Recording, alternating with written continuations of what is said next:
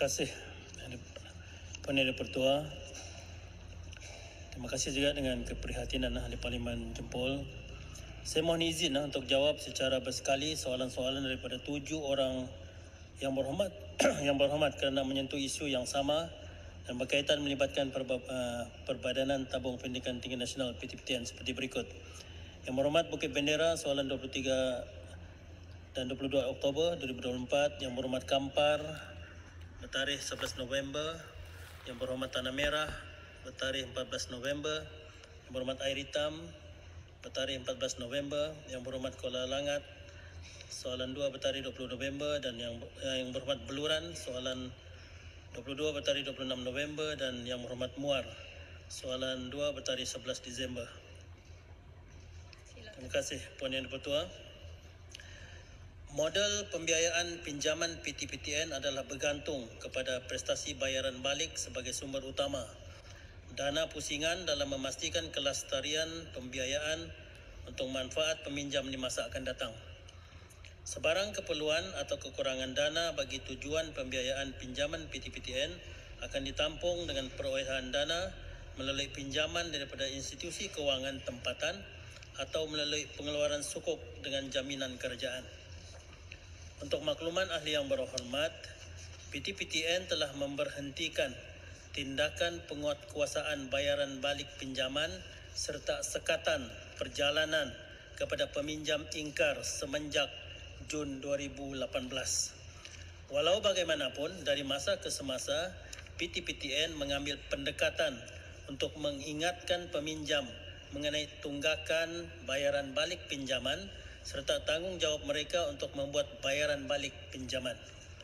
Selain itu, PTPTN juga mengambil pendekatan menyediakan insentif tertentu bagi menggalakkan peminjam membuat bayaran balik seperti membenarkan peminjam membuat penstrukturan atau penjadualan semula bayaran balik pinjaman mengikut kemampuan masing-masing.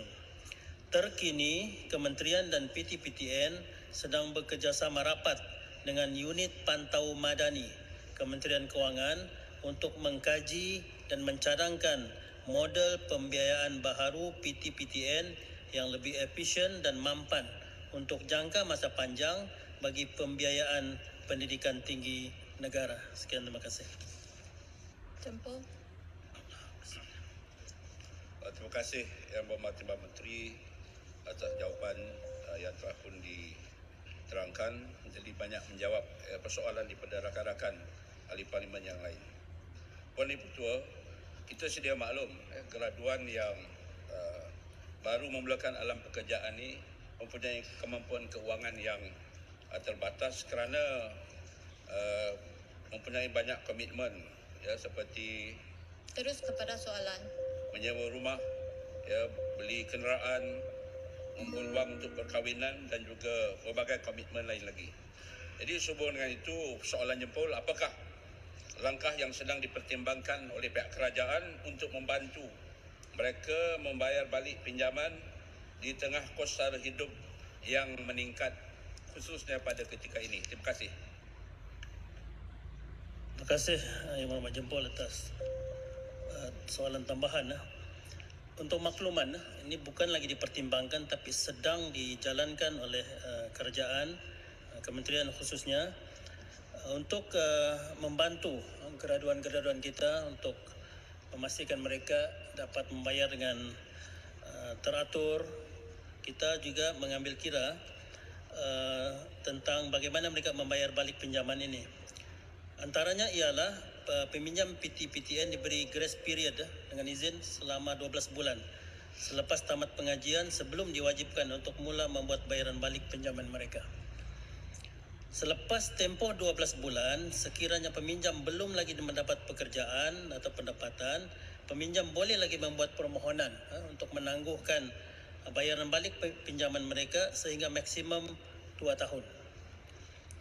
Sekiranya peminjam memilih untuk menyambung pengajian, dia ada sudah ijazah, dia mau mengambil master, menyambung pengajian ke peringkat lebih tinggi, peminjam juga dibenarkan untuk membuat penangguhan bayaran balik selepas sahaja mereka habis tamat pengajian mereka.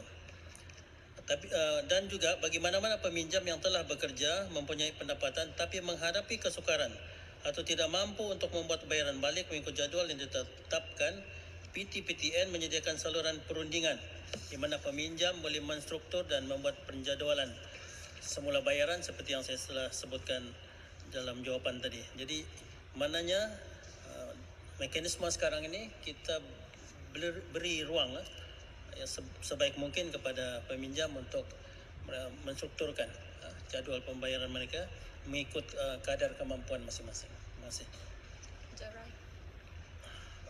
Terima kasih. Assalamualaikum warahmatullahi wabarakatuh.